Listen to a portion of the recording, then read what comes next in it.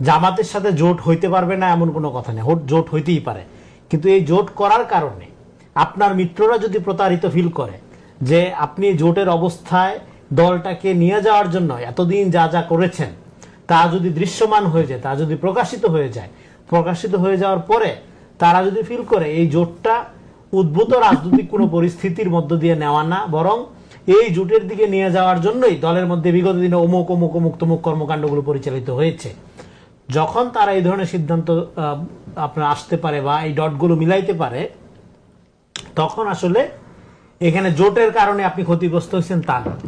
আপনার প্রতি আপনার কমরেডরা যে অনাস্থা জ্ঞাপন করলো, আপনাকে যে বিশ্বাস করতে পারলো না, মানে এক অংশের প্রতি আর এক অংশ, এইটা হলো সবচেয়ে বড় ক্ষতি। জামাতের সাথে জোট করে আপনি কি করবেন সেটা পরের ব্যাপার, সেইটা কি সেটাও আবার গুরুত্বপূর্ণ। সেটা কি, সেটা হলো রাজনীতি মানে কি, সেই আলাপে আমাদের যেতে হবে, বেসিক আলাপ, লম্বা আলাপ। একদম শর্ট করে যদি বলি কার্ল স্মিথ দিয়ে, যে শত্রু মিত্র ডিফাইন করা। তাহলে আপনি করবেন কি, একটা সেন্টিস্ট পলিটিক্স করবেন, তার মানে কি আপনি একটা মূল্যবোধ ভিত্তিক রাজনীতি করবেন, কিন্তু আপনি গেছেন কার সাথে, একটা ইডিওসেন্ট্রিক পার্টির সাথে, যার 5 তারিখের পরে যার মধ্যে আলটা ফ্যাসিজমের সমস্ত লক্ষণ প্রকাশিত হয়ে গেছে। ক্ষমতা নিলে সে যে ফ্যাসিস্ট হবে এর মধ্যে কারো কোনো সন্দেহ থাকা উচিত না, যার সন্দেহ থাকবে সে রাজনীতি বুঝে না। হ্যাঁ, তাহলে এরকম একটা পার্টি যার সাথে ফ্যাসিজমের দূরত্ব হলো শুধুমাত্র ক্ষমতায় আসা পর্যন্ত, আপনি তার সাথে যাচ্ছেন এখন জোটে, তাহলে আপনি শত্রু মিত্র বুঝেন না। শত্রু মিত্র না বুঝলে যে ক্ষতিটা আপনার হবে সেটা হলো আপনার শত্রু আপনার কি বলে যে দুধ কলা দিয়ে কালসাপ পোষা যে কথাটা বলে, আপনার কোলে বসেই বড় হবে। মানে এটা হলো আপনার ফেরাউনের ঘরে মুসা যেরকম বেড়ে উঠছিল সেই মডেল আর কি। হ্যাঁ, আপনার শত্রু যার সাথে আপনি ইমিডিয়েট লড়তে হবে, আপনি যদি সেন্টিস্ট রাজনীতি মিন করেন। আর যদি মনে করেন না সেন্টিস্ট রাজনীতি ওটা একটা কথার কথা, এটা বলছিলাম লোকজনরে, হ্যাঁ, একটা ভাওতা দেওয়ার জন্য, যাতে লোকজন আমাদের অন্য কিছু মনে না করে, কিন্তু মনের মধ্যে ছিল আসলে আমরা একটা ফতেল্লা গুলেন মডেলে, হ্যাঁ, এটা যাবো। আপনি মাউন্টেন ডিউ খান, পেপসি খান, 7 আপ খান, কোকা কোলা খান, কোনো সমস্যা নেই। হ্যাঁ, মুনাফা এক কোম্পানির ঘরেই যাবে। সেই যে মাল্টি দোকান খোলা, বহু ফল ফুটতে দেয়, যে গণতান্ত্রিক প্রতারণা, এটাকে আপনাকে বলতে হবে গণতান্ত্রিক প্রতারণা। যেখানে আপনার দরকার সেখানে আপনি বেপরদা হয়ে যাচ্ছেন, যেখানে দরকার সেখানে আপনি জিহাদের ডাক দিচ্ছেন, এগুলি কি? যেখানে দরকার আপনি জান্নাতের টিকিট, হ্যাঁ, ব্ল্যাকে বিক্রি করতেছেন, যেখানে দরকার আপনি ভালো মতো দিচ্ছেন। হ্যাঁ, তো এই যে আপনার, হ্যাঁ, আবার নির্বাচনের ব্যাপারে আপনি, হ্যাঁ, কোন মাসে নির্বাচনে সে রাজি ছিল না, প্রত্যেক মাসেই রাজি, আবার কোনো মাসেই রাজি না।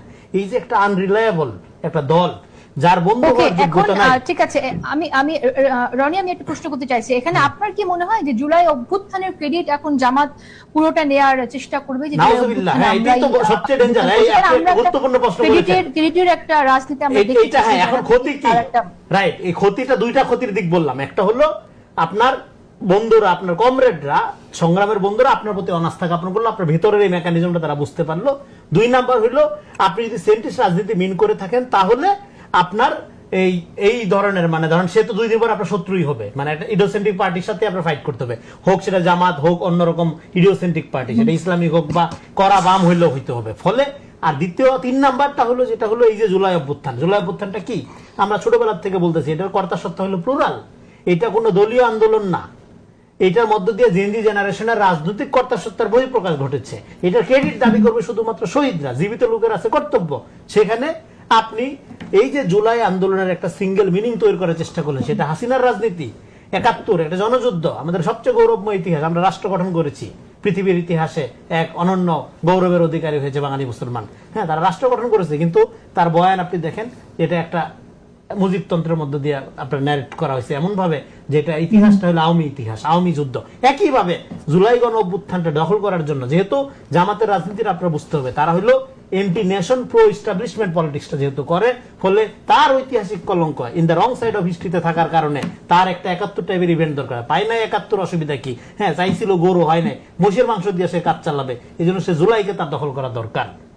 এই জন্য সে দেখবেন যে জুলাই সে শুরু করে 47 আর জুলাই, সে সব জানে, 71-এ ভারতের ভূমিকা জানে, সে জানে, খালি পাকিস্তানের ভূমিকা জানে না, নিজের ভূমিকা জানে না, আর সব জানে সে।